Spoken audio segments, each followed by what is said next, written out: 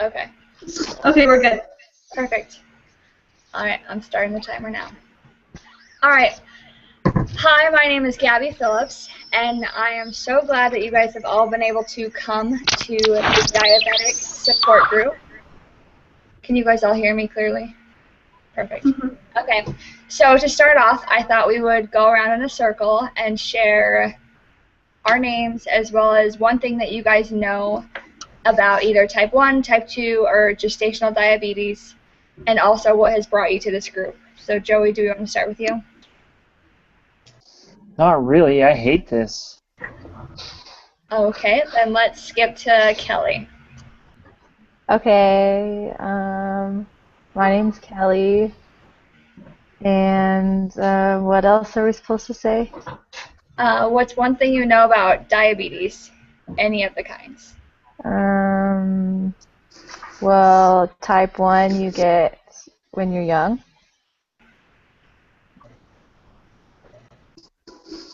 That's great. All right, and Madison, can you introduce yourself and something that you would like to share about diabetes?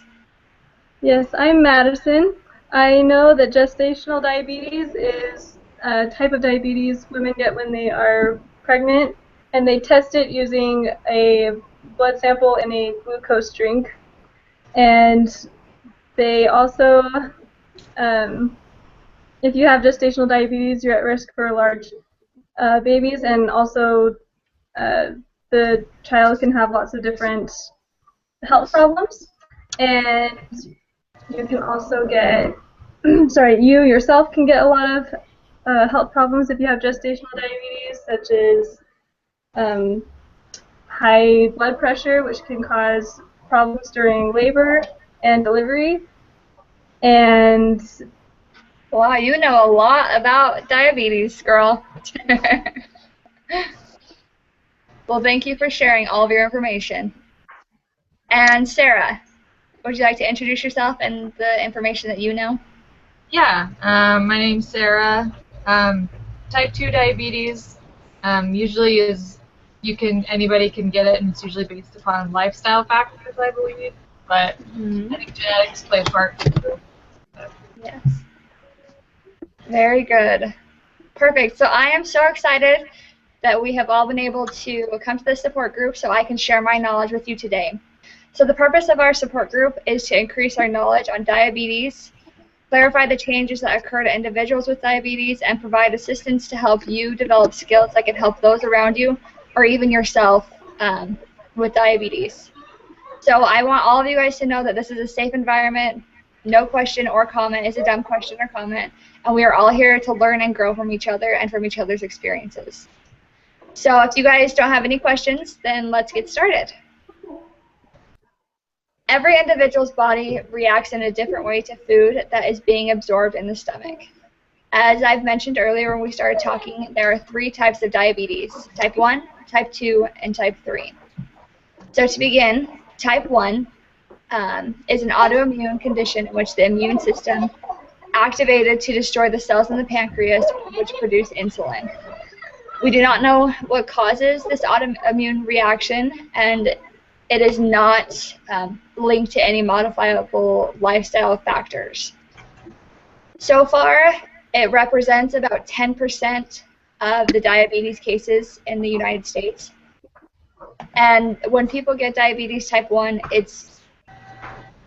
the symptoms are very abrupt, and the symptoms are also very obvious. To manage type 1 diabetes, as many of you know, people can either do insulin injections before they eat or after, or some people just have an insulin pump attached to them 24/7. And next, we have type 2 diabetes. Type 2 diabetes is a progressive condition in the body which becomes resistant to the normal effects of insulin. So gradually our body is not able to produce enough insulin compared to the foods that we are eating. It is also related to modifiable life risk factors, so either the health or the physical fitness levels or the food intake. and it can be managed with a combination of regular fitness activity and healthy eating and weight reduction. And lastly, the gestational diabetes is a form of diabetes, as Madison mentioned, that occurs during pregnancy and usually goes away after the baby is born. It is diagnosed when the normal blood glucose level first appears during pregnancy. In 2014, in the United States, 29.1 million people of the 9.3% of the population had diabetes. So you or your loved one, whoever is battling diabetes right now, are not alone, whether you're battling type 1, type 2, or type 3. So do you guys have any questions with the symptoms or anything regarding type 1 or type 2 or gestational diabetes? Not really. I can't see how any of this is going to help us anyway. Oh. Well, everyone needs support to help them get through the trials of life. Anybody else have any questions or comments? Well, I was wondering if we could learn about the different the different treatment options for every single kind of diabetes. That is a great question. So as of right now, type 1 does not have a cure. It's just the insulin that people have to help them. Type 2 diabetes, we're helpless. There's nothing that we can do to get help. There is help if you have type 2 diabetes or gestational diabetes. And mostly that is just what you're eating. So starting to incorporate healthy eating habits in your daily lives, as well as getting more physical activity, can help reduce the risks of diabetes. So to help individuals with type 1 diabetes and be able to support them, whether it's our husband, our children, our family member that has type 1 diabetes, we need to make sure that we are informed and that we inform those around us so they don't just assume that they have type 2 diabetes and only have diabetes because they have chosen to eat unhealthy and have no physical activity in their lives. As I mentioned, type 1 diabetes is something an individual is born with. To help others, we need to inform them that they are born with this. They didn't just acquire it because of unhealthy lifestyle choices. So how have you guys seen type 1 diabetes support or neglect affect those around you?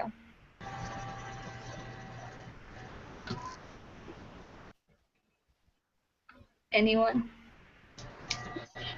Do you guys have any individuals I have a friend that have type 1? I have a friend who has diabetes, and I know a lot of people make fun of her. But there are a lot of other people who are super nice to her and it's not even a big part of her life. If it doesn't make that big of a difference in her life, because she can handle it really well. But there are some people who make fun of her because they know she has it, and Yes. That's obviously hard for her to handle. Right. That can be very hard, especially no one likes to be the odd one out ever in any situation. So if you have an insulin pump attached to your hip, everyone can kind of tell that you are type 1. But if we keep others informed, that can always help with people to know how to support them instead of making them feel like the weird one in the group. So thank you for sharing that, Madison. Kelly or Sarah, do you guys have any stories of a type 1 diabetic? I had a friend who has it, and she's had it for her whole life, obviously, so it's so second nature. I think it would be it's hard because it's like chronic, and there's no thing you can do about it. You just have to live with it and keep going, and get really used to pricking your fingers, I guess. Yes. It's hard because you can never get rid of it. Yeah, that's so true. Well, one example. Oh, go ahead, Kelly. There was somebody that was in my ward and was giving a really study lesson recently, and she was talking about how when she was pregnant, she randomly had gestational diabetes and was just becoming obsessive afterward when she was fine again and had already had her baby. And her baby was almost a year old, but she would go to the doctor all the time to have tests done because she was always afraid that she was going to end up having type 2 diabetes at some point, even though she was healthy, and her doctor would reassure her that she was totally fine and didn't need to worry about it. She just became obsessive over it, and it was really hard for her to deal with. Yeah, that is scary. It's hard because gestational, like, it's not specifically, like, it's not your fault. A lot of it's like your mom had it, and then you kind of you're having it. Yeah. Hard. Yeah, that's so true. And it would be scary because you would just assume that your body has had diabetes once, it can get it again easier. So, yeah, that's a very scary situation. It's your baby, and it's always scary. Yeah. Yeah. So my cousin actually has diabetes, and one way that she noticed that helped her get over the trials of having type 1 diabetes was actually when she went to college. When she went to college, she was so nervous that she was going to be made fun of because of her diabetes. And one way that she helped get over that was joining a support group.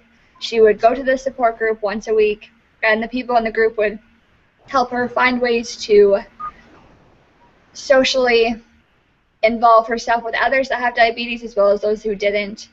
Because at the time, she said that the hardest part was having to manage putting the insulin in, because in college, eating is such a social aspect.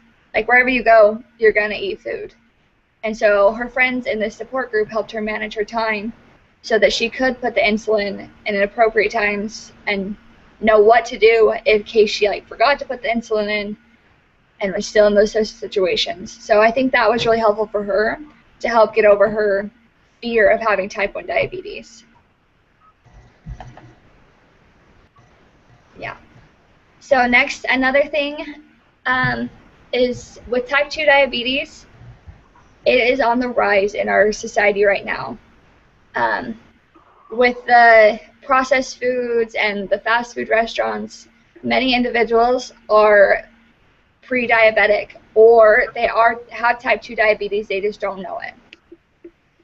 And I'm sure many of you know individuals who have suffered with type 2 diabetes, but do you guys have anyone in particular that you would like to share a story about?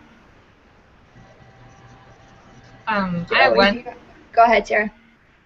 So actually, it was my mom who was, she was diagnosed as pre-diabetic, so she wasn't actually diabetic yet.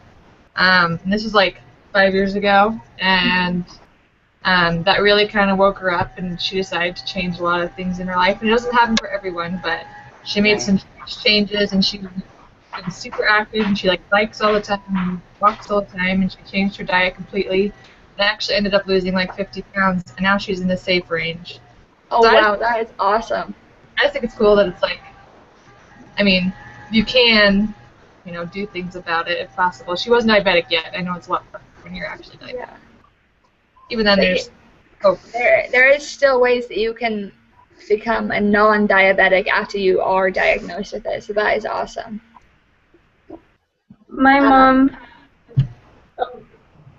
my mom had kind of similar situation. She was diagnosed as she could end up having diabetes, and then she started exercising and eating healthier, which she actually already did. So it was kind of a shock that was a problem. And then they found out that it was actually related to a thyroid problem. And so sometimes diabetes can be related to something that's not necessarily. Yeah. So she actually just had her thyroid taken out, and now she's fine. Yeah. But that can be something too that can affect people. Yeah, that's so true. So in the article titled "Negative Effects of Fast Food in the Body," it states, over time, poor nutrition can cause heart health problems, obesity, and related illnesses such as type 2 diabetes. Eating habits and weight gain that start in childhood can result in chronic, incurable conditions soon or down the road. So our bodies cannot function without food, but it also cannot function with unhealthy food choices either. And then in the book titled Clean, it states, a body is a system that is designed by nature to keep you healthy, youthful, and happy. If you only keep it to carry out its function, It is the missing part of the health puzzle, an untapped source of healing, regeneration, restoration, and even rejuvenation. So I would just like to end saying that our bodies are amazing things. And although they can be stricken with ailments such as type 1 diabetes, type 2 gestational diabetes, we can make it through these tough situations, and we can make it through with support from others, and we can help others make it through by supporting them and encouraging them to keep their body as it was meant to function. So thank you guys for coming, and I hope you guys come again. Whatever. Thanks, All right, guys. Really 15 minutes. good. Nice. Nice. A little more prepared than I am. No. I feel really bad, Gabby. I'm sorry, but I was like No, you did great. a You jerk did for real. great. She'll just, maybe she's that person and when you're the facilitator, she'll just get you back. Yes. No, All right, so sir. we all gonna take turns being jerks. Yeah. Like You're freaked like- me out in her instructions. She was like, Oh, no way. Oh. don't sabotage people on purpose. And it's like, Yeah. I don't know. I had a hard time coming up with things to say. We're supposed to be talking All right. about what to say. Yeah. Yeah. Facilitator up next, I think. Yeah, so Joey's the facilitator, I'm the silent one, Kelly, Madison, you're the composed one, and Sarah, you're the help-rejecting complainer. Cool. Okay, so I approached it a little bit differently. I thought this was like a support group for people who had diabetes already. So I don't have like lots of information, but I assumed like that we all had diabetes and we're meeting each other for support. So That's awesome. the theme or the objective for the meeting or whatever, whatever you want to call it, the session, is helping others to help us. So I figured like we all were to meet one day and we would talk about how other people might want to help us, might feeling like maybe they're just trying to pressure us or they don't understand us. So, a lot of things that go along with that, and I thought that in this session that we could talk about is we could talk about how we can help others help us rather than just get upset that they're maybe too much. Does anyone ever feel like that? Feel like maybe you're going to be like a child? Gabby, what do you? Joey, really Oh, fast. I'm not sure if it's me, like in I my can't audio. hear. Okay, Yeah, you I can't can't hear it. hear Okay, him. it just kind of sounds like maybe you're like far away and then keep coming back to like your speaker or your microphone. Okay. I'll try to hold it against my mouth then so it's a little bit easier. Is that better? Yeah, that's really better. Okay. So I guess I'll say that again. It's of a minute. Hey, you guys, welcome to the group. I was just whispering. No. Okay, so the route that I took was that we all had diabetes and we were meeting each other to support each other while we had diabetes. And the thing that I wanted to talk about in this session is to talk about how we can help others. We love, care about us, and they want to help us to get better or to help us with this thing that's troubling us. But, you know, sometimes maybe we feel like they're babying us or they don't understand what's going on with us. So that's kind of the objective that I wanted to talk about, is how we can help other people help us. So does anyone ever feel like maybe they're treated like a kid, maybe like someone always checking on you? Yeah, like my mom calls me all the time and tries to make sure that I'm eating healthy because I just started college and she's so worried that I'm on my own now and she doesn't want me to do anything that like is going to make me have to take too much insulin or end up having to go to the hospital or something like that. So it's so annoying because I feel like I can just take care of myself and I've been doing this for such a long time. I mean, I've had type 1 diabetes forever and I know what I'm doing, so she needs to leave me alone. It's getting really frustrating. That's good, Kelly. That's really good. Yeah, those are the feelings we're talking about. Sarah, what do you think? You ever feel like maybe sometimes your loved ones, they kind of care too much and kind of get into treat you a little bit childish with their help?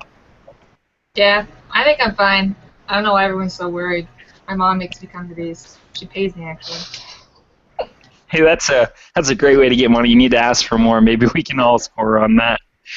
No, but this is good. We're glad you're here. This is good for all of us. And if you don't feel like you're getting any help, you're definitely helping us by being here. So thank you for that, Sarah. So hard to be mean. Like, thank you. Yeah, okay. Okay, so let's maybe address first what we can tell other people. What's something that we can tell those people who love us or care about us about? What's something we can tell them about diabetes so that they diabetes. You say diabetes or diabetes? You totally that. Okay, so what's something we could tell them maybe to help them understand our condition a little bit better? Madison, what do you think?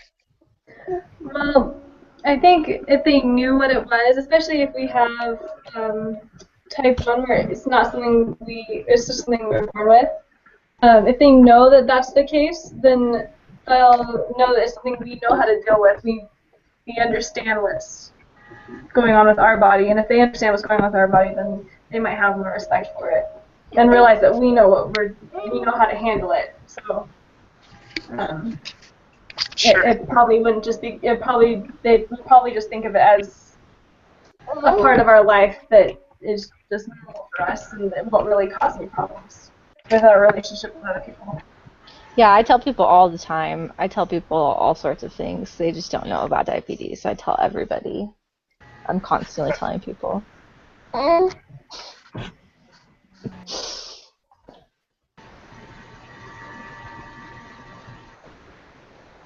Gabby, I'm kind of interested in what you have to say about when you first got diabetes. Did they give you a pamphlet or maybe something to help your family understand what you're going to go through? Yeah, kind of. When I was like 5, so I think they gave a pamphlet to my mom, but I don't really remember.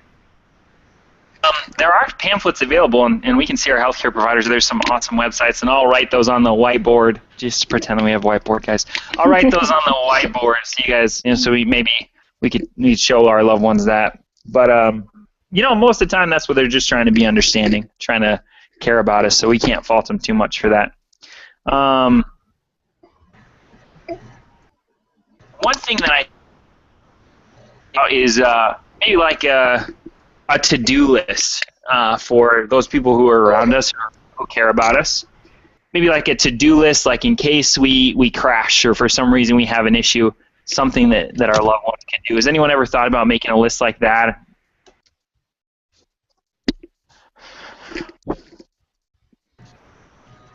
I mean, like Sarah, for what do you emergency Yeah, situation? like for an emergency, say we were to crash or something, if we don't talk to our loved ones about that situation comes, they might feel a little bit helpless. Has anyone ever thought about making a list? Talk to them about? Mm-hmm. Well, maybe let's make a list together. How about that? That'd be a great idea. So let's say that we don't have our insulin and we're out and about and we crash and maybe we're with a brother or sister or parent. What's something in that situation that we would want them to know so that they could take care of us? Gabby, what do you think?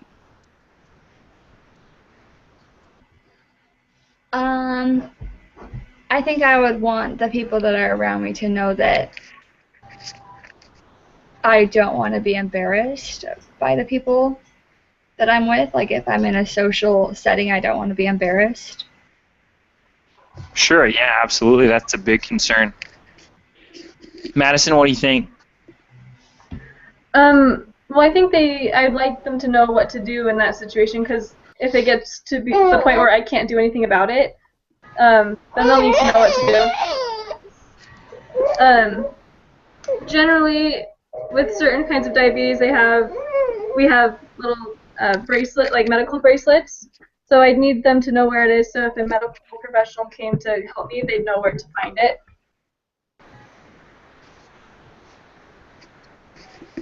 Does that make sense? Yeah, absolutely. Yeah, that's definitely something that we want. Kelly, what do you think? You've been awfully good about this subject. Well, I mean, it's an emergency, so we need to make sure that people know how to respond, like Madison was saying. And people, hopefully, you're saying that maybe we didn't have insulin with us or something, but hopefully people would, or I would have that, like, I think it's a glucagon shot, glucagon shot, like that. I had that with me. It probably was in the same bag as my insulin, so I doubt that it would be with me.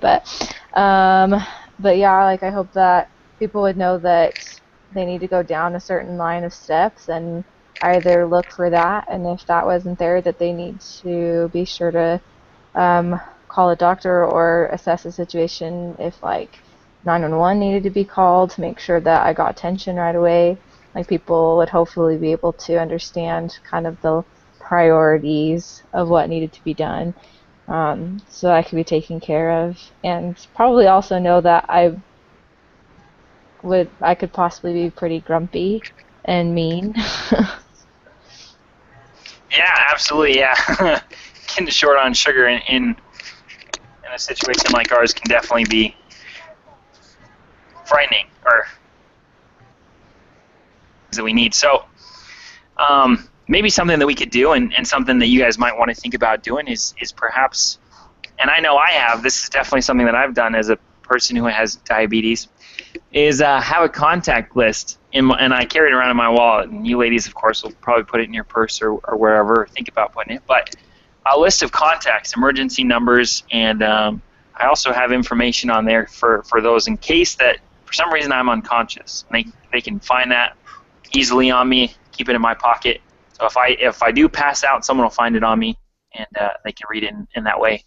Even if I'm not awake, it's something that they can help healthcare professionals right away be able to take a variant. So something to think about. Sarah, Joey, what do you think about? I have a question. Yeah, of How course. is that, like, I feel like it makes us more different, and I mean, like, I try really hard to be on top of my own insulin and everything, but if we have to tell people every time we hang out with them what the list is to go through, or, oh, I have these contacts, like, how can we not feel different in those situations? You know, that's a great question, Kelly. I'm glad you asked it. Madison, what are your thoughts on that? Well, I think first safety is the most important. And I understand wanting to not feel different, but maybe we can do those things, make them not like public, like don't say, oh look, I have this emergency list that I keep in my purse, but have it there just in case. But just maybe not make it so that everybody and their dog knows about it. Does that make sense? Does that help? Mm-hmm. Yeah, I think that was a helpful comment. Kelly, you think so? Does that help a little bit or no? Yeah. Cool. Gabby, what do you think about that? Having maybe a card with us or something that we could make sure we have on us to let people know in case we're unconscious. Have you ever thought about that before? I think it's a good idea. My parents have one for me, but I should awesome. probably keep one with me at college. Yes, excellent plan. Excellent plan. Something to They think also- about. So, go ahead. Sorry. Just as that with along with the emergency list they have, I mentioned it before, the diabetes medical bracelets, and they have them that don't. They have certain medical bracelets that don't really look like medical bracelets. They look like nice, pretty bracelets. So you can wear them, and nobody will know it's an emergency, like a medical bracelet. But if you ever get in a situation where you need help, then anyone who's trained in any sort of emergency CP, like lifeguard or anything, they'll know certain places to look for that, and they'll see it, and they'll see that that's a medical bracelet. So it's kind of discreet, but you'll still get the help you need if you need it. Does that make sense? Absolutely. Yeah, that's a wonderful comment. We'll have to you guys feel free to take a look at those once we're out of our meeting tonight. And if nothing else, hopefully you take away that's a good thing that we can have with us. Something to think about. So the last thing that I kind of want to talk about when we talk about helping other people helping us is being understanding. Most people that we associate, most people care about us, and they like us at least a little bit. So we want to make sure that when those people ask us questions about us, like, hey, do you need to take a shot right now, or what do you need to do? They're just making those questions, or asking those questions, making those concerns out of care. So even though we might feel like they're belittling us, we still want to make sure that we understand that those concerns come out of a good place in their heart. You know, they're not trying to baby us. Is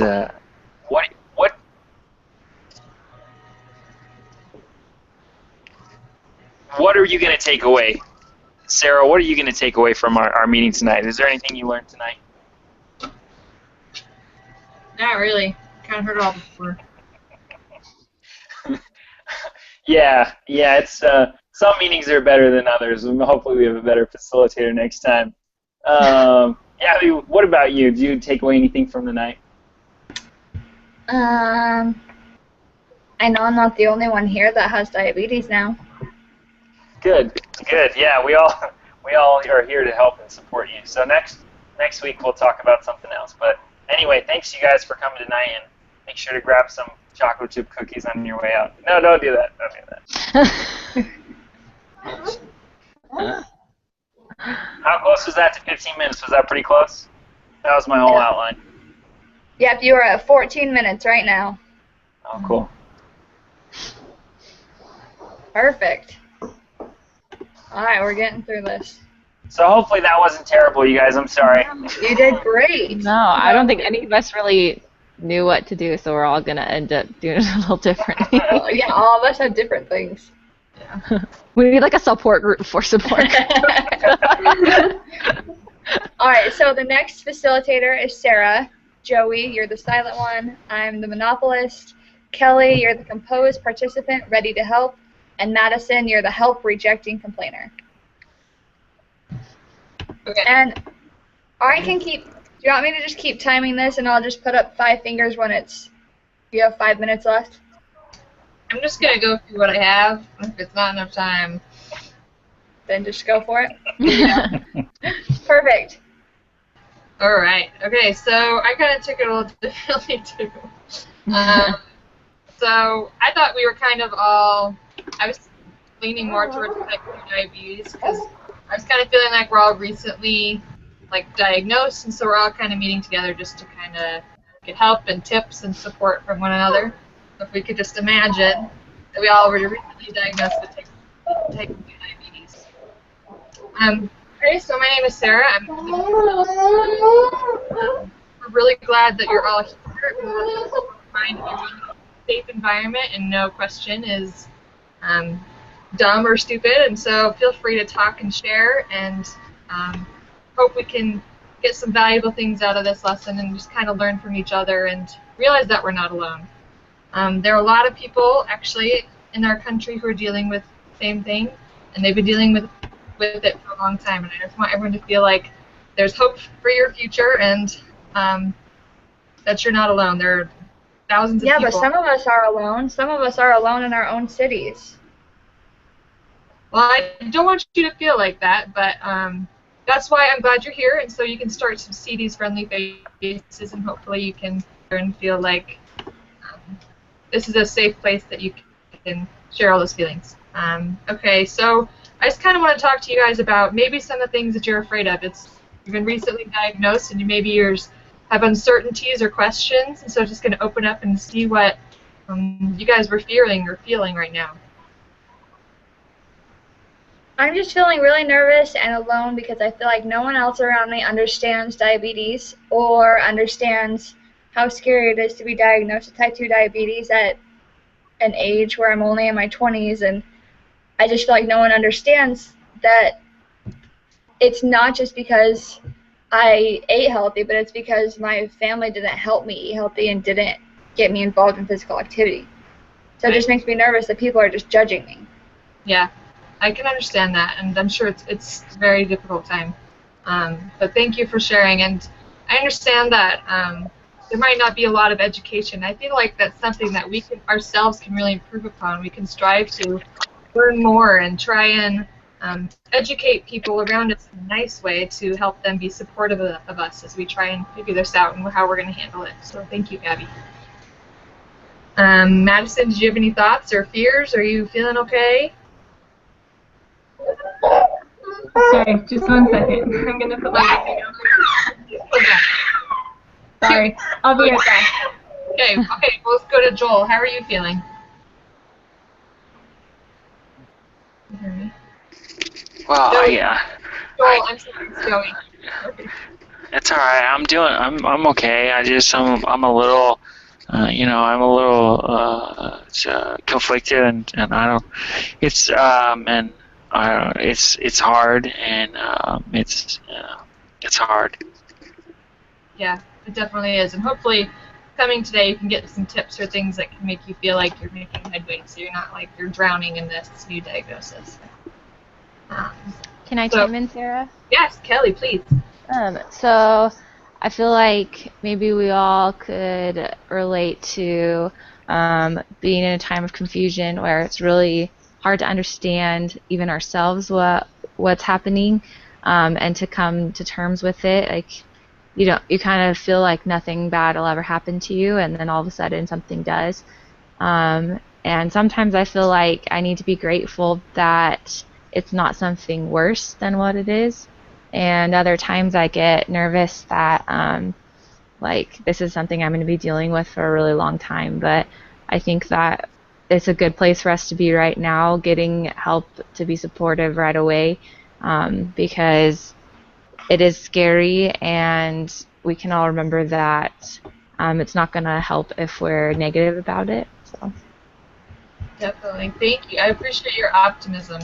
And it could be worse, and yet we're still alive and healthy, and there's still things that we can do. We can still live our lifestyles, just with a few modifications. So definitely thank you so much, Kelly.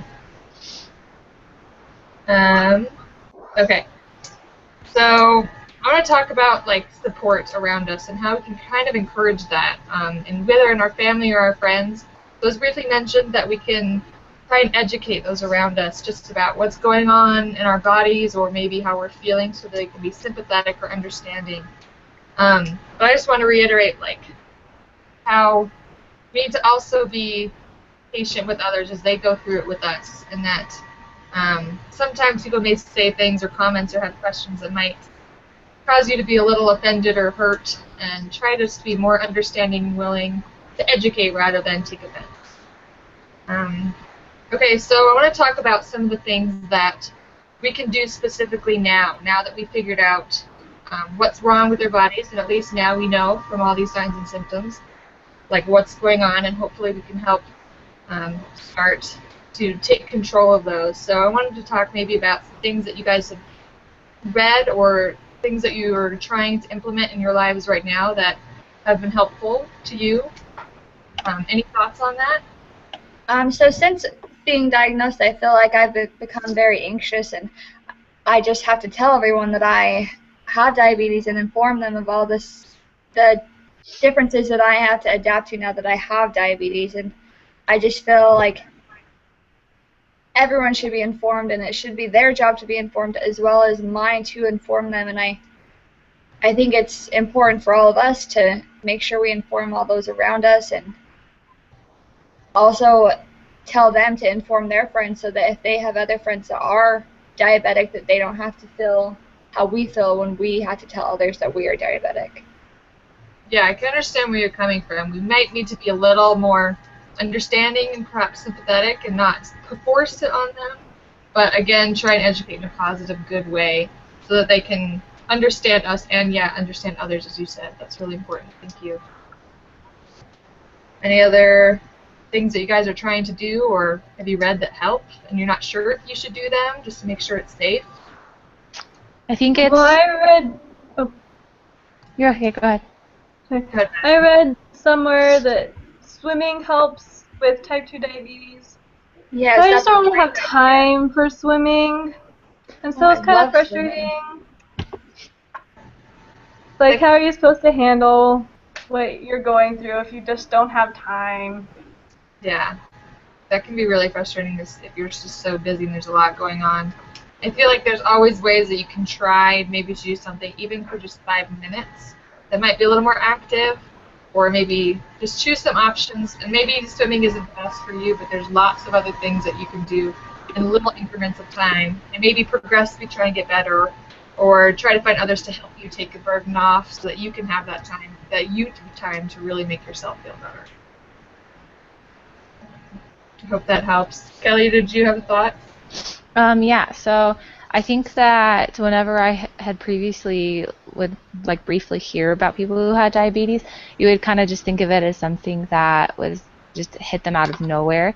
But then living my own life, it didn't just hit me out of nowhere. I can look back and see how I kind of slowly was progressing to this point, and just my own family's lifestyle. And so I think because it wasn't something that hit out of nowhere, it's hard to be motivated to do something about it now because you don't really even feel like anything's different. You've felt like this for a long time already.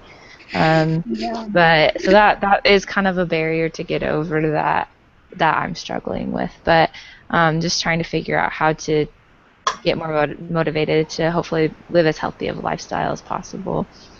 I'm in the same situation.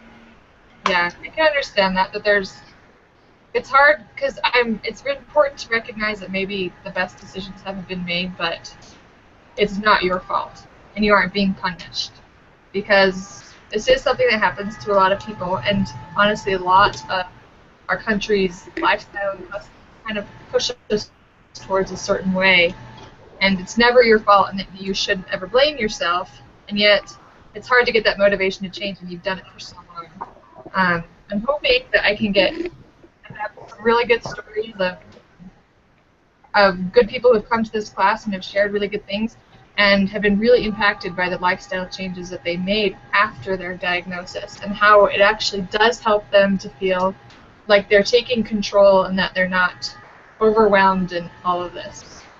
So there's some really good stories, maybe some handouts that I can give you guys. They'll help kind of motivate you and try and see the positive side of what you really can affect. Yeah, maybe one of our stories can be included in there someday. I would love to hear your stories. That would be very helpful. Thank you. Okay, some other tips that I had specifically. So we talked about trying to be more active, even just for 5 minutes. If you're at home, maybe playing with your kids, or trying to walk to the grocery store, or just trying to implement little moments. Even just walking helps. 30 minutes a day. It's amazing what it can do. And so there's a lot of really good resources in our community that we can use for different clubs or groups, so you can get that social aspect as well as, you know, getting healthier and exercising, trying to get moving a little bit more. Some other diet tips. Trying to cut back on some sugars and desserts really can help impact the way you feel about yourself and your... And processed foods. Processed foods is a huge one, thank you. It's so easy and convenient. We know McDonald's or just the cheap things at the grocery store that look really good. So we're next session, we'll talk specifically about how to kind of resist those temptations and find healthier options every day that can still fit within our time schedule. So I want to talk a little bit about the medications and the different kind of shots and things that you guys are taking and doing, and how you're doing with those. So it's all kind of new. So are you guys feeling overwhelmed, or that you are able to cope with the different things that you have to do and checking your insulin every day? It's just so frustrating. Yeah. With type 2 diabetes, I just think it's hard to be motivated to work out and eat healthy, because, I mean, junk food is just so good. But with a support group, I'm sure we can do it if we just encourage each other to do it. Exactly. Great attitude, and I love that. And as we're going to continue trying to focus on maybe not how it feels at the moment, but how you feel after you eat. And that those kind of like just how you feel, and if you feel really lazy or tired or grumpy after you eat, and maybe if you have more energy and some things, we're going to try and focus more on the positive things that happen as we change. But definitely, thank you. So any other problems with the medications? Are we okay? It's hard to learn about it, but I think that we'll be able to do it. It's going to take some time to figure it out, you know. I think the hardest part is just having to prick my finger so much. Yeah, it can be pretty. It is pretty annoying and painful. Definitely. I can relate to you there. Okay, so the last thing I wanted to talk about was making sure that your doctors are helpful and understanding towards you as you try and figure this out. If maybe we can have suggestions of really good doctors who have been really helpful and taken that time to help teach you and educate you and comfort you in ways that you feel like you're not completely drowning in this. So are you guys okay and are satisfied with your current treatment, or are you looking for something else? Yes, I love my doctors. Oh, great. Okay, well, we'll take his name or their names, and we can kind of try and share that with each other. We'll recommend them to everyone. Okay.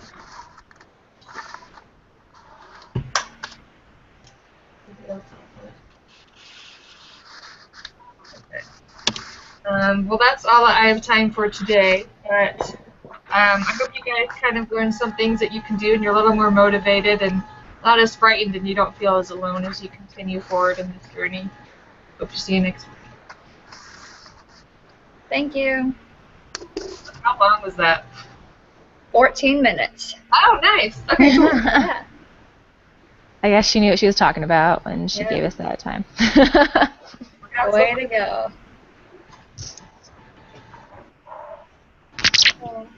Okay. All right, 2 more. Sorry. Go ahead. Just so you know, I also did something different. I assumed that this was for people who have relatives who have diabetes. Mm-hmm. That's how I did my outline. So pretend that you have a relative who has diabetes. Perfect. So Madison is the facilitator, Sarah is the silent one, Joey, you are the monopolist, I am the composed participant, and Kelly is the help-rejecting complainer. Alright. Are you guys ready? Yeah.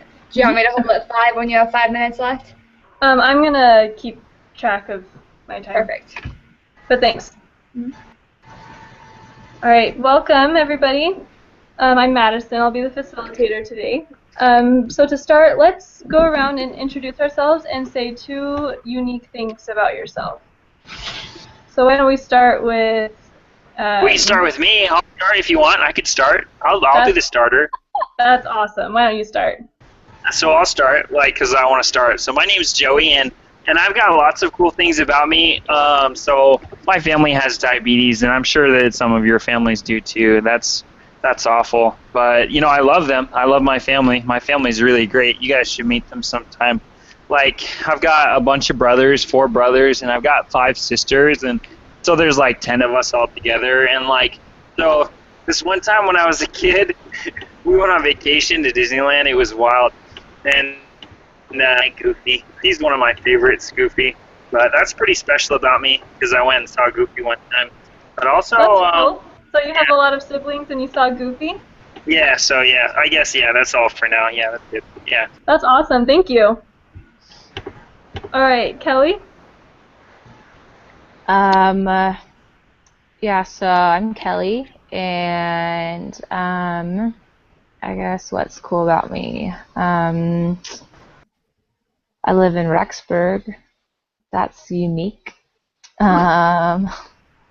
And my husband and I manage an apartment complex, so I guess that's cool. Awesome. Thank you for sharing. And then Sarah. My name's Sarah. 2 cool things. I don't really have anything. Do you have Hey, a Sarah, favorite? it's good to meet you. We're really glad you're here, Sarah. You seem really cool. We're happy to meet you. Thanks for coming. You're awesome. Thanks. Sarah, do you have a favorite food or a favorite place to go on vacation? I like Europe. Europe is fun. Awesome. All right, and Gabby. Hi, I'm Gabby. I live in California, and I have a giant golden doodle. You can see him right here. And I have a family member. My dad has type 2 diabetes. Awesome, thank you. That actually goes right into my next question. I was going to ask if we could all share who we know that has diabetes and what our relationship is with them, if it's our dad or mom or whatever it is, and then just make sure we mention what type of diabetes they have. So Gabby, you said your dad has diabetes? Yep, my dad was diagnosed with type 2 diabetes like 10 years ago. Great. Okay. And Sarah, what about you? Recently, not very long. Sorry, your microphone cut out for just a second. We didn't hear what you said. I said my mom, but she was diagnosed recently. Hasn't been very long. Okay. All right, and Kelly? Well, it started with my grandma, and then her daughter. My mom, a couple years ago, was also diagnosed. And yeah, I think I'm just annoyed because I tell them all the time what they could do better, and I was telling my mom, don't be like grandma, and I don't want to be like the third generation to have it happen to me. So That is totally understandable. Well, hopefully we can help you and then help you help them. All right, and Joey. Yeah. Oh, I was waiting for my turn. So yeah. So like my dad, he has diabetes, and it's really sad. It's really it makes me nervous too because since I'm his son, I have a chance to get it too because me and my dad, we both like to eat Taco Bell. Taco Bell's really good. It's our favorite. That's something we have in common. We just love the burritos and the tacos, and I love the Crunchwrap. When it came out, the first time it came out, I was like, I wonder if this is gonna be good, and then it actually really was really good. So that's one of my favorite awesome. on the menu. But I also So like. it sounds like, oh, sorry, I didn't mean to interrupt you. Oh no, it's okay. I was talking about Taco Bell's menu. I guess we could get back to point, but yeah, my dad. So my dad is the one that has diabetes that I know. So my dad. Awesome. Well, let's keep in mind that you and your dad like to eat at Taco Bell. We'll revisit that in a few minutes. So you have these family members. Did I get everybody? Sarah, Kelly, Joey, Gabby. I got all of you. Okay. Yep. So we have these family members who have diabetes, and it's hard for them, but it can also be hard for us. So one of the important things that we need to recognize is how does it affect us that we have a family member that has diabetes? How is that affecting us? Kelly, you mentioned that you don't want to end up like your mom and your grandma, so that's a concern for you, right? yeah. Do you guys have similar concerns to that? Yeah, I do. I have a concern because, like I said, yeah, me and my dad and I both like Taco Bell, so I have a concern because of me and my dad. We like to eat at Taco Bell. Right. Yeah, I agree. It's something similar. Like when you grow up with a certain type of way that you cook or prepare or go get your fast food, then you just kind of adapt to that. And as we grow up, we just do the same things that our parents did with us. So it's easy for us to get in the habit of eating crappy food, and then later on we'll just get type 2 diabetes just like they did. For Well, sure. maybe unhealthy, but not crappy, because Taco Bell is really good, and some people That is true. And Right. Oreos do taste really good. Right. Sarah, do you have a similar concern or a different concern? Not really.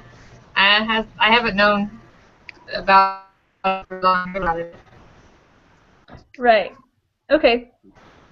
Well, if you do have any concerns, if you do have any, feel free to share them and we can talk about them. So it's hard for us for the reasons that we talked about, but it can also be hard for them. So how can we, well, first off, with our concerns, what can we do to help us prevent getting type 2 diabetes or type 2 diabetes? What can we do to help each other to prevent that? Because we have all grown up eating the same foods that our parents have, and now they have this diabetes. So we obviously have the risk of getting that. What can we do to prevent that? We need So to on- educate ourselves for sure. Sorry, Joey.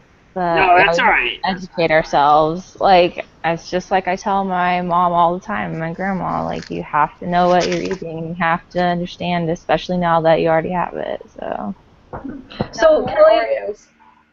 Oreos are good. So Kelly, what can you, or I guess anyone can answer this question, how can you help them be educated other than just telling them to be educated? Could we maybe help them plan healthy meals or help them, like, invite them to come exercise with us? Yeah, I mean, I guess maybe, like, I can, like, invite them over for dinner, or we can, like, have family dinners or something. Mm-hmm.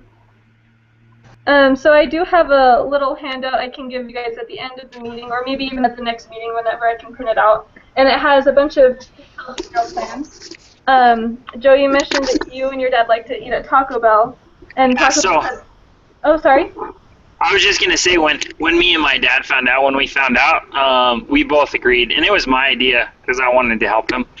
We agreed that we should only get large drinks instead of extra large, just because he's got diabetes now, so we want to take it easy with the soda. So we only get large drinks now, and I mean we fill them up. Still, it's a fountain, so you can get as much as you want. We might want to address that later, but for now, we just wanted to tone down. So we just drink the large drinks instead of the extra large. I think that's a good start to help with diabetes. For sure, that's a good first step. Definitely keep going on that path. So like with those meals are pretty cheap at Taco Bell, right?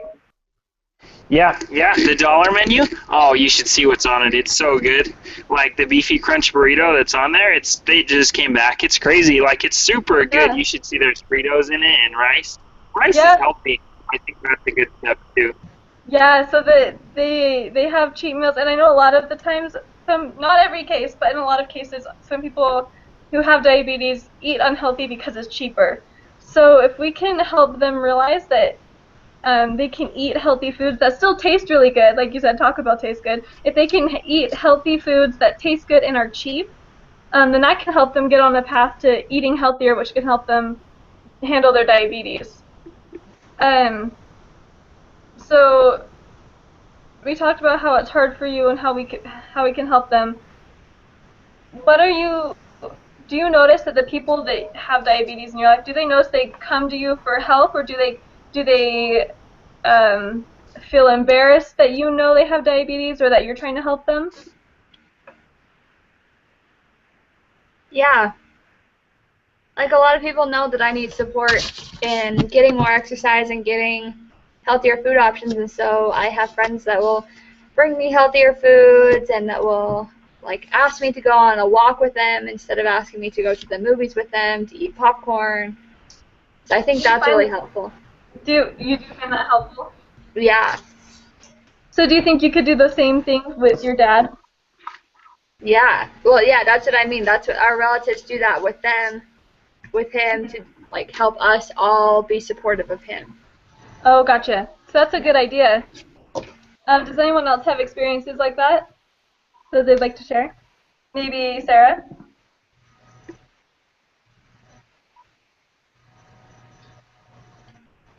Sorry, I cut out for a minute. Oh, you're fine. Do you have any Wait a minute, cut out, experiences? so I didn't hear what you were saying.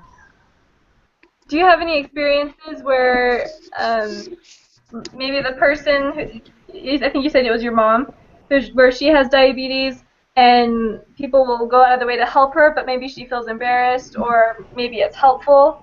What do you see that helps you and her go through this situation? Does that make sense? I think she blames herself. Mm-hmm. And so she always has a hard time with that. She hasn't been told that many people actually. She's not comfortable with it yet, but maybe with time. Mm-hmm. What do you think you could do, or I guess anyone else can ask this, can answer this. What can Sarah do to help her mom feel better about herself? And it'll probably help, Sarah, it'll probably help you feel better about you and your mom as well. Yeah, maybe you could take her out to eat. Like, I know this great place. Me and my dad go to Taco Bell because it's really good and it's inexpensive. But you could take her out there and just take her out. It's nice to get out of the house, take her out. Yeah, it would be a good idea to maybe take her out somewhere that she likes to go, and maybe help her see if there are healthy options that she can eat while still going out and enjoying doing things that she likes. It'll help her feel good to get out of the house. You're right, Joey. Yeah, I'm glad you said that because Taco Bell has this menu called the Fresco menu. It's about fresh food. So, like, instead of cheese, they have just tomatoes. It's really good. Like, yeah, I think it is healthy for you. There's, it's not really easy. I'm not sure, but you can eat that menu, and that's good food on Taco Bell. In fact, Sarah, if you don't know, if your mom doesn't know what to eat at Taco Bell, I could tell her. Like, if you want me to give you some pointers on what to eat, I know a lot of the food there. I could help you decide. Yeah, it would be a good idea to help people find healthy options of foods to eat. So how can we uplift each other as we are trying to deal with having a family member who has diabetes? How can we stay positive in our situation? I think we just need to be supportive, and so maybe instead of Joey taking your dad to Taco Bell, you could cook a home-cooked meal with only vegetables and healthy foods like brown rice to show your dad that healthy food can taste good or even better than Taco Bell and still be pretty cheap. That's a great idea, Gabby. And so we've talked a lot about nutrition. What about, and we mentioned exercising. What are some ways that we can encourage our family member to exercise other than just us going with them? Because we talked about that, but are there other ways that we can help them want to exercise? Maybe Kelly, do you have an idea? Maybe we could like be in a competition, like a friendly competition with them, maybe. That's a good idea. Yeah, sometimes when me and my dad go to Taco Bell, we see who can eat more tacos. It's crazy.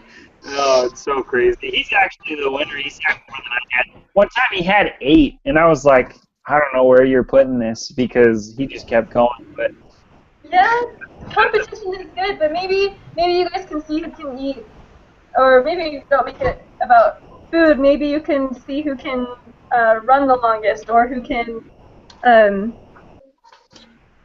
Do the most push-ups. lift the most weights. well, yeah, that's a good idea. We normally park. We started since we learned he had diabetes. We park at the Safeway parking lot. And Taco Bell's in the same area, but it's a little bit further to walk. So really, it doesn't matter how much we eat there if we walk to and from, because it's an extra 20, 30 steps. So I think that helps. Yeah, that is a good idea to park far away from where you're going. All right, so from now until our next meeting, you write down any questions you have, and at our next meeting, we'll go over all of our questions and see how we can help each other. Thanks for coming tonight, guys. Thanks.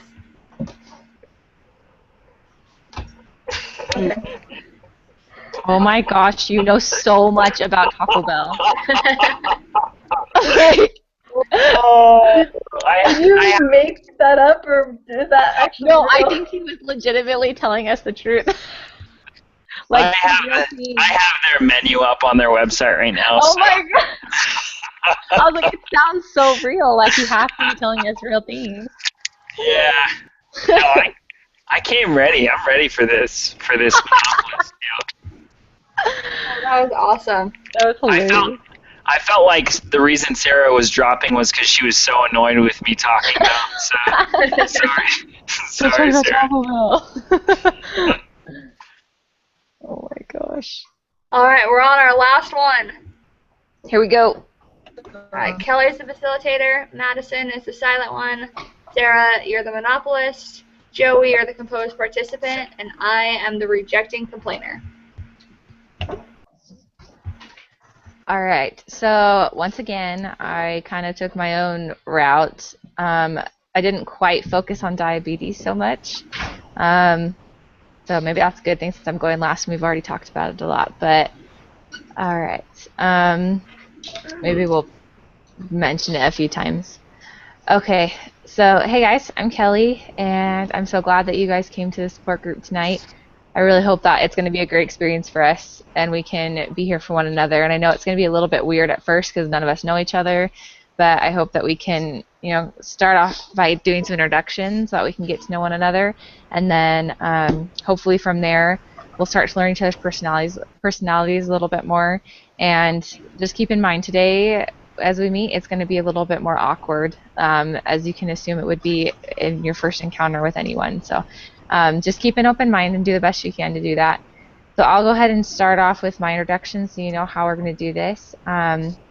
So like I said, my name's Kelly, and I live in Rexburg. I'm from San Diego. And one interesting fact about me is that I love broccoli a lot. I really like broccoli. Many people don't, but I really do. It's disgusting. Like I said, a lot of people don't like it, but that's why it's a unique fact about me. All right, so Gabby, do you mind going ahead and starting us off with the next introduction? I guess so. So, I'm Gabby. I like ice cream. Nice. And I hate diabetes, obviously. And what's something no one knows about you, or very few people know about you?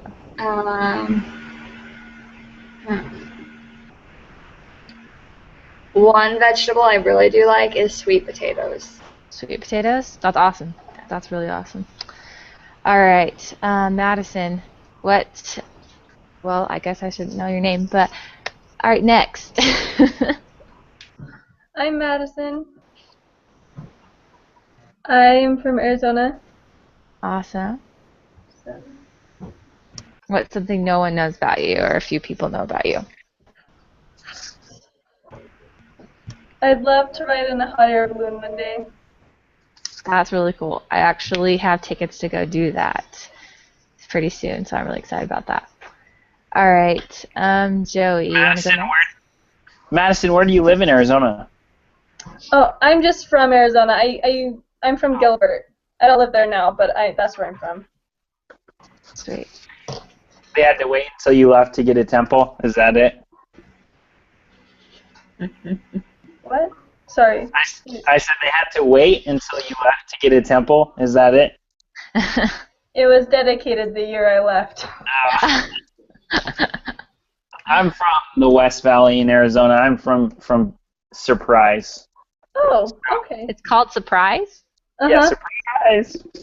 That's awesome. Yeah. Well, I'm going to tell you the name of it, but it's a surprise, so. So my name's Joey, and I'm from Arizona, and I'm just happy to be in this group and meet lots of new people. Maybe something interesting about me is that I have a blue watch. That's all I got, guys. That's it. Sorry. A blue watch. Well, you know what? That's pretty sweet. Sorry. Blue watch. I have a feeling you might like Taco Bell too. I have a feeling. All right, and lastly, Sarah, do you mind introducing yourself? Yeah. Okay. So my name's Sarah. I'm from Virginia. Going to school right now. Public health major. 6 months pregnant and drives me crazy. But interesting fact about me. There's a lot. I don't know. Kind of obsessed with dance and Netflix and fun stuff like that. You having a boy or a girl, Sarah? A girl, actually. I have a boy. This is my second. That's all good. What was that?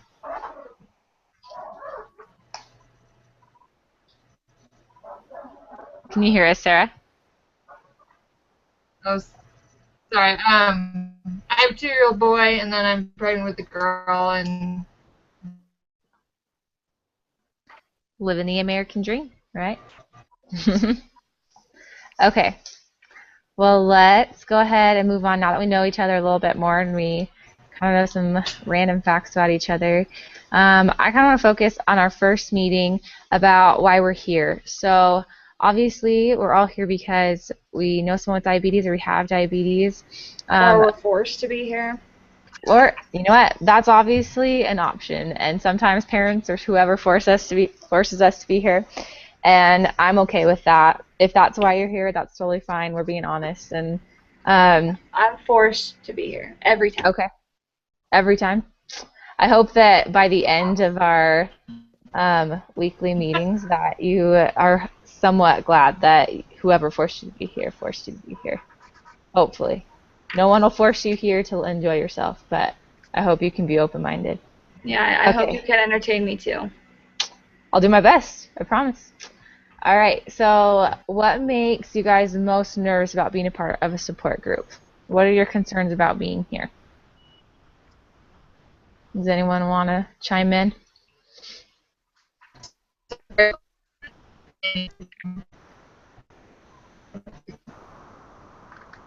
What was that, Sarah? I'm just afraid that people don't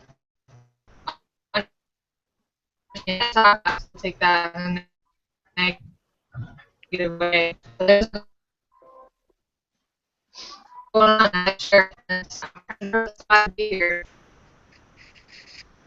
I'm sorry, you're cutting in and out. I can't really understand you.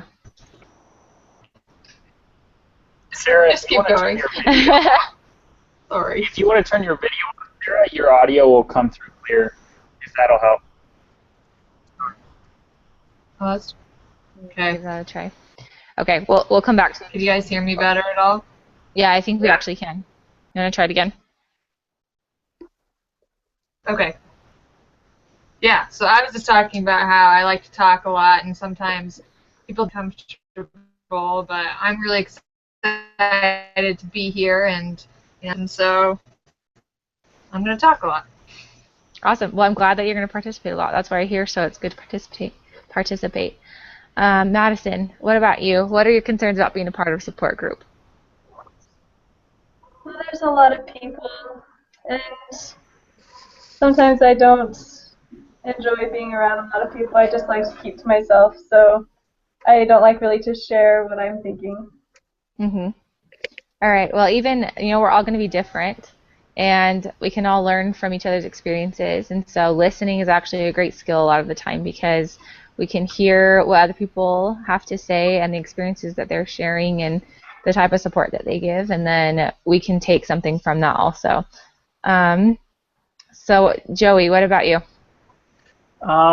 Yeah, I'm glad to be here. To be honest, you guys, I have a problem with Taco Bell. I love it so much, and recently I was diagnosed with type 2 diabetes, and I'm not sure if it's true or not, but my doctor said he thinks that it could be because of how much I go to Taco Bell. I guess, 3 meals a day is excessive. Well, I mean, those are his words, but anyway, I'm just excited to be here, and hopefully the support from this group will help me to deal with this new thing in my life. I hope it will too. And Gabby, what about you? I know you're forced to be here, but what are you thinking right now? I'm thinking we all just need to work out and eat an apple. And eat an apple? Yeah. Well, instead of Taco Bell. Well, we're all going to have to figure out our own goals, aren't we? Yeah. All right. So it's just researching food. That's all it takes. Researching is a great idea. I appreciate you guys sharing your concerns. I feel like the more honest we are with each other, the more we're going to gain from being a part of this group. So a similar question, but what do you guys hope to gain from being a part of this group? Do you want to start this time, Gabby? I'm hoping this group can, I don't know, maybe make me feel happy that I know someone, or maybe I have diabetes or could get it. I don't know. Maybe someone could be happy for me that I have this instead of everyone telling me that it's a terrible thing. Mm-hmm. So you're hoping to have a lot more not necessarily sympathy, but just support. I mean, that's what we're here, support, right? And Yeah. good feelings towards what's going on, as opposed to maybe sympathy, right? You don't want people Yeah, instead to of people look down on critiquing you. me all the time. Exactly. And we'll go into greater detail about that as we continue to meet. Joey, what about you? What do you want to gain from this group? I just want to make some friends and be able to deal with the struggling thing that I'm going through. You know, I know it's tough for me, so it's got to be tough for you guys. And I'm just grateful you're here. You know, have some friends who are going through the same thing. I think that's really great. Yeah. I like these things. Support is awesome. Yeah, I think that's awesome. I think it's a good point that you mentioned friendship, because we're in a safe zone right now where there's going to be people who have common ground with us already before we even really get to know more than their name. And having a group of friends that have something similar to you, that's a big deal, is going to be a really important part of healing if you need to heal, or just feeling better about whatever it is that you're concerned about. So I think that's a good point. Sarah or Madison, what about you? What do you want to gain from the group? I agree with what Joey said. I like knowing that there's other people dealing with the same thing I am. Yeah, exactly. Sarah, what about you? Well, I like what you guys have said a lot, because I'm just hoping to, make really good friendships and connect, relate to people. I know this is I have gestational diabetes, and it makes me really nervous, and I just don't know what's going on. And so I'm really glad that my fears and my feelings, and everything will be okay. And I'm just hoping that I'm a little more, not as nervous.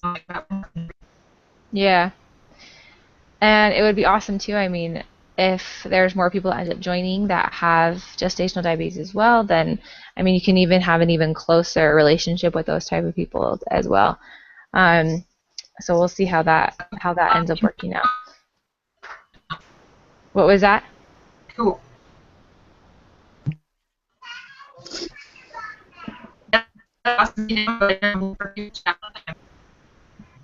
I'm so sorry, Sarah. Your audio is cutting out so bad. Sorry. I don't know what's going on. No worries. Okay, so I want to take a quick moment. I want you guys to go ahead and think real fast, kind of do your own self-assessment of what kind of goals you want to have. What's one goal that you can make right now in our first day of this group? It's like a 12-week support group, and then from there we'll see how it goes. But over this 12 weeks, what's one thing we can do today in order to either commit to being a little bit better in our own lives, or commit to helping someone else if that's the case? Something along those lines. What's one thing we can do? I'll give you a second to think about that.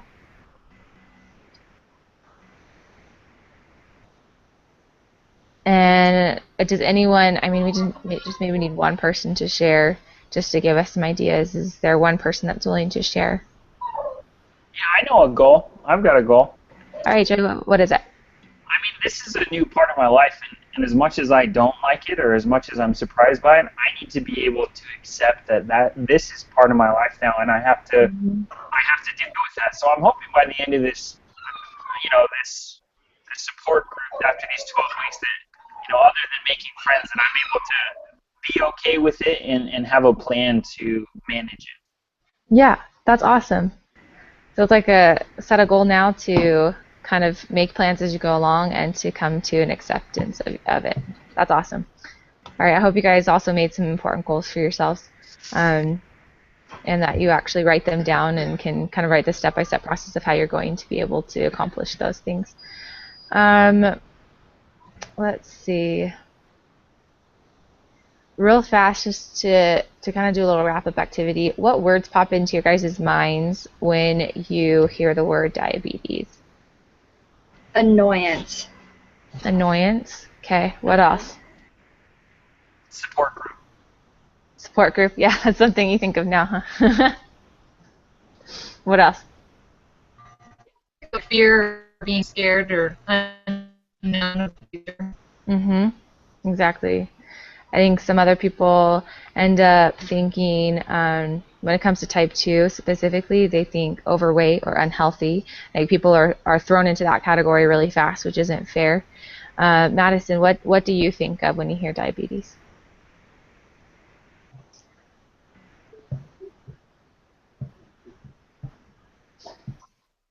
What's the first thing that pops into your mind?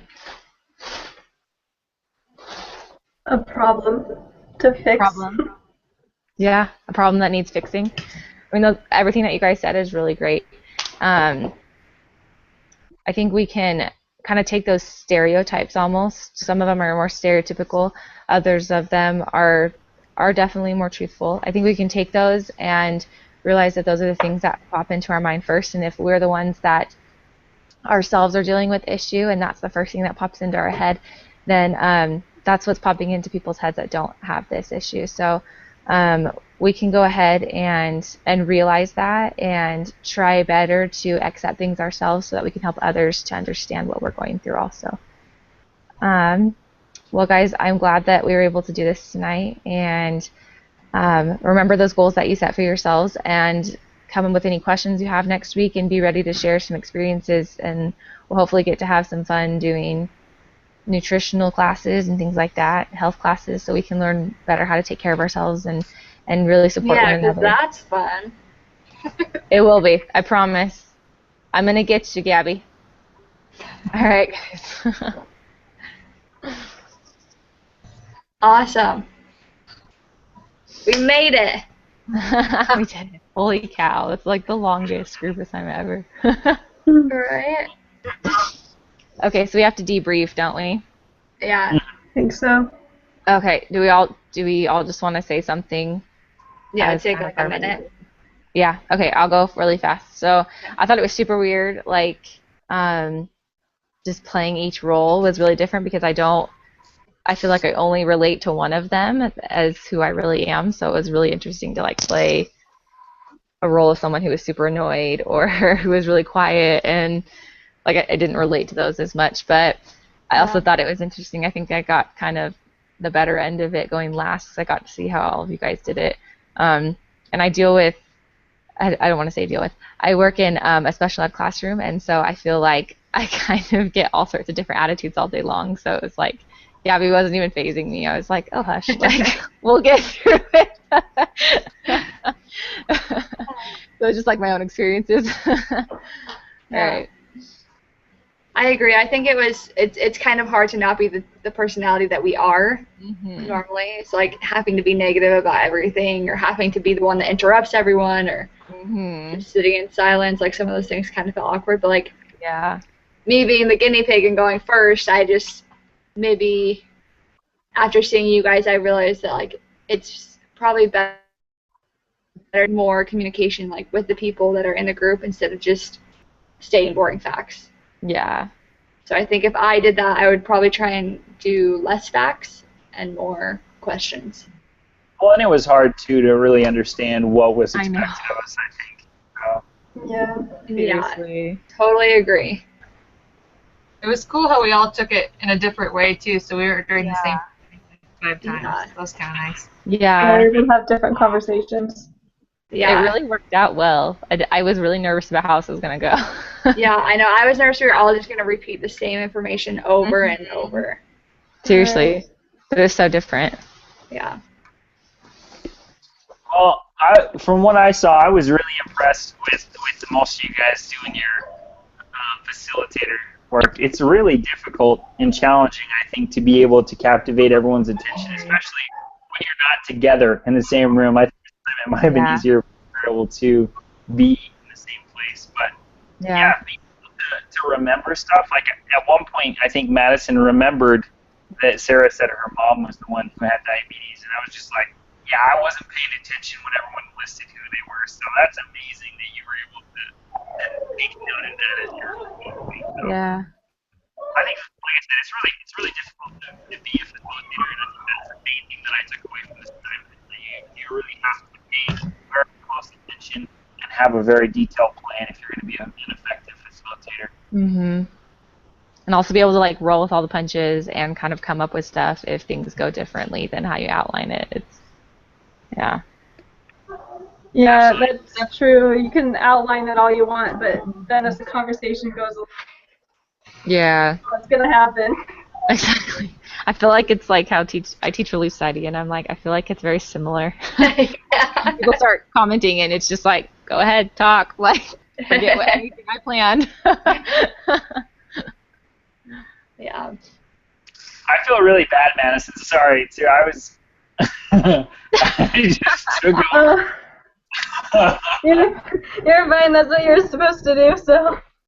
Oh, still, it was. I was like, man, I'm so glad I'm not the one on the other end of this. No, it's good because there's You like did your job. there always is that one person who does that. So you have to kind of learn that balance between Yeah. letting them talk because it's good for them to talk because that's their personality, but then also to like realize, okay, some of the things they're saying don't really work, so you can take what they're saying and make it apply to what you're actually talking about. Redirect. Yeah.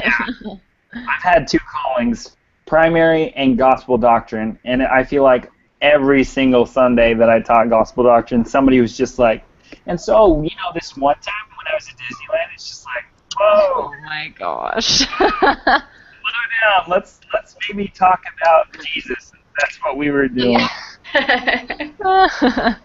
That's awesome. Yeah, I think it's sometimes it's like the age range. So if like this support group was for people that were 12, like we would definitely have to change our viewpoints and Yeah. But I think we did a great job. I think we did too. Yep. I think it was probably also hard because it was we were talking about diabetes, and I don't know about you guys, but I don't really have any background or experience with diabetes other than that one story I shared about my mom. That was actually a true story. I know it's hard to decide who is saying true things and who wasn't. Except like you're like obviously told true stories at first, but then after that it was like, okay, wait, what's true and what's not? Yeah, like sometimes we had to make stuff up. Yeah. Yeah, after Gabby went, I realized how horribly unprepared I was. I was just like, whatever. about diabetes. Wow, I came into the wrong discussion. No, you did great. Yeah, you were very talkative and like really facilitated well, I thought. Yeah. Cool. All right, so we're done? I think so. So for this video, so I have to post the link to the video in our discussion board. Yeah. Just like our group discussion board. Is that what I'm doing? Yeah. That's what it sounds like. Commenting. Yeah. We also need to mark when, like that outline that we emailed when everybody started. So like put the minute marker when. Yeah. Right. I'll go ahead and do that when we're done. I'll just make a new thread in the discussion board and have the outline that we followed, and the link, and then the date, or not the dates. Sorry, it's been a long day. The time. Thank you. The time. Cool. You get the point. Yes. Thank you so much, Madison. Yeah. Thank you for setting this up. Yeah. No problem. Good job, guys. So is this our group for like the rest of the semester, or was this just one activity? Do you guys know? I think it's just this week. I'm not sure though. I have no Do you idea. have other group assignments? I don't know the answer. I have no I have idea. no clue. Hopefully not. Not that I don't like you guys, but I just... It's hard for scheduling and everything. Yeah. Yes. Yeah, sorry. Thanks everybody for being willing to wait for me to get out of work. It's No problem. Yeah. No problem. Give me extra time to prepare. It worked out. Yes. Yeah, we've been moving all day, so it was good that it was later at night 'cause we're packing. That sounds fun. Yes. not jealous. All right, guys. All right, thanks again, guys. All right. Yeah, Have a nice evening. You too. Bye, you guys. Bye.